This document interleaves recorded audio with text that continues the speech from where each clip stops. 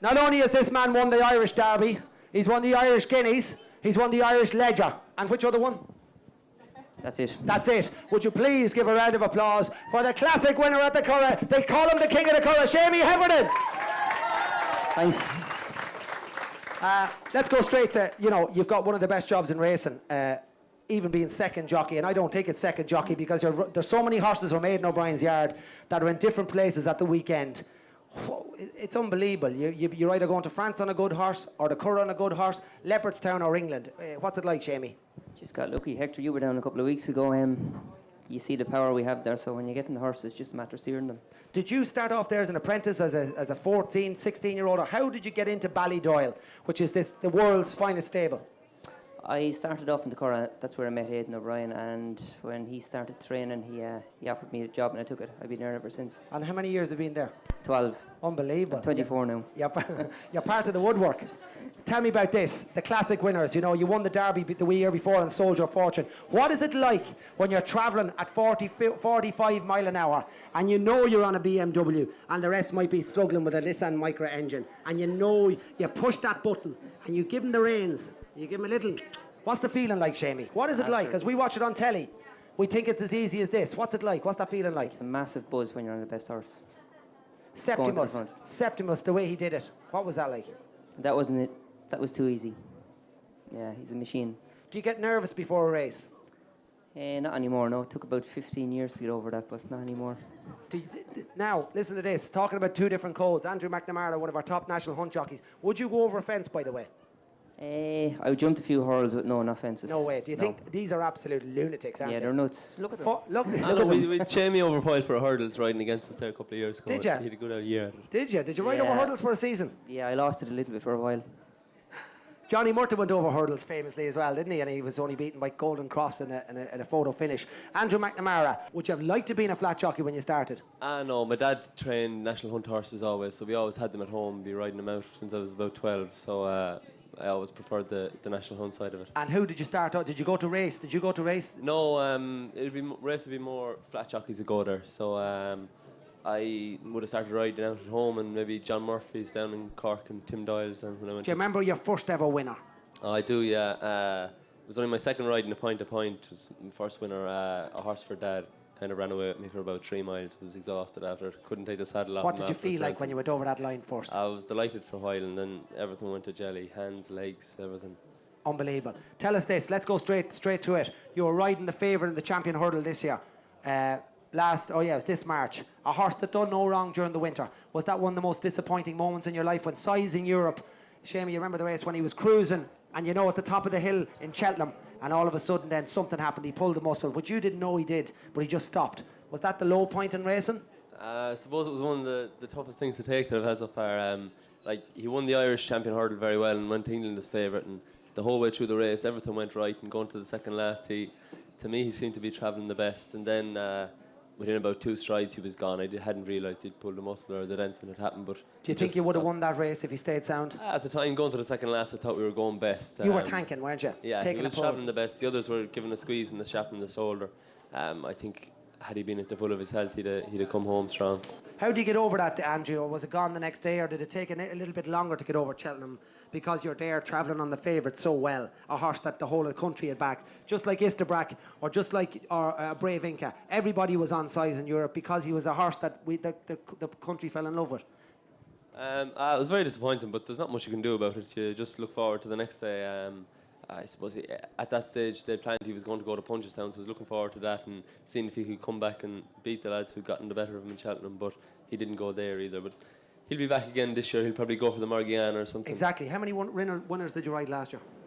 Overall, about 45, I think. So, yeah, it was the best season so far. No, I wouldn't say better so. than the year before. You're attached to Edward O'Grady's yard, which is one of the most powerful stables, no more than Seamus with Aidan O'Brien. Edward O'Grady was here this morning. Tell us, he has a bumper horse and he named him O'Huckagon, who disappointed in Kilbeggan and was supposed to win in Clonmel. Did you ride O'Huckagon this morning?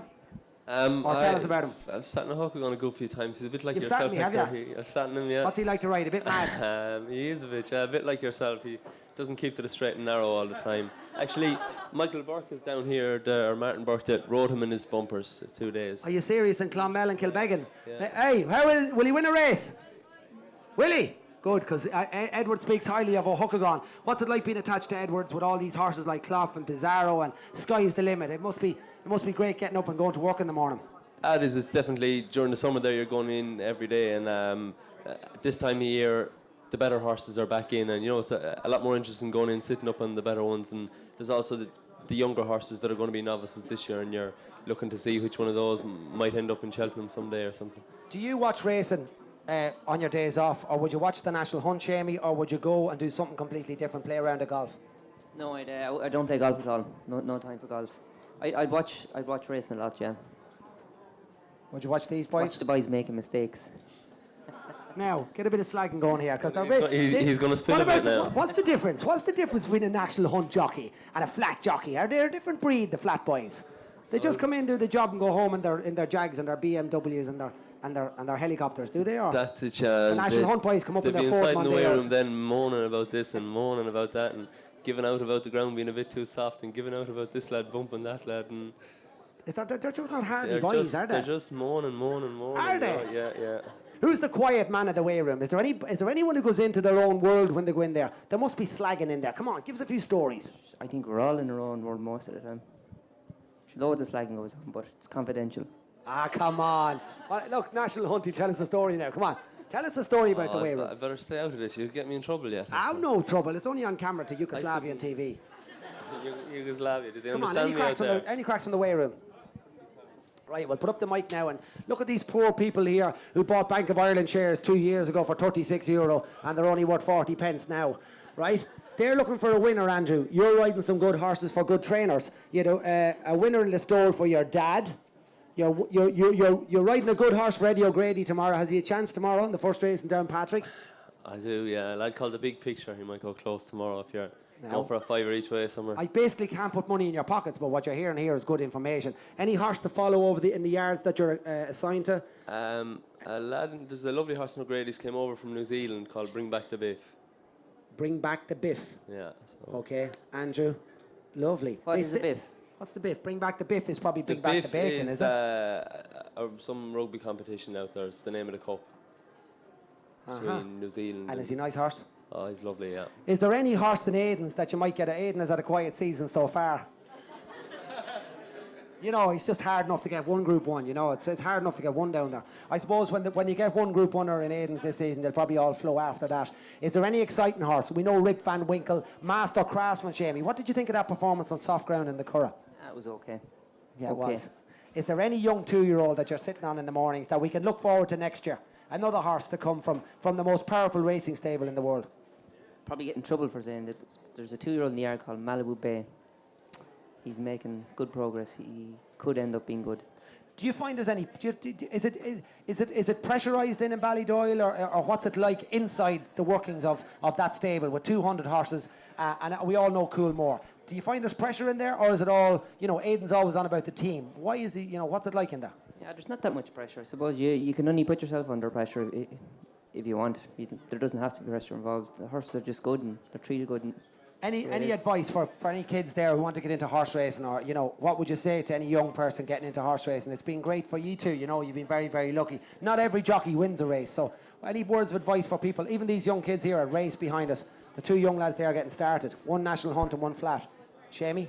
I'm going to have a look at him pushing this horse now in a minute. Well, that's what it's a good job to be in, and there's plenty of money to be made if you're determined enough.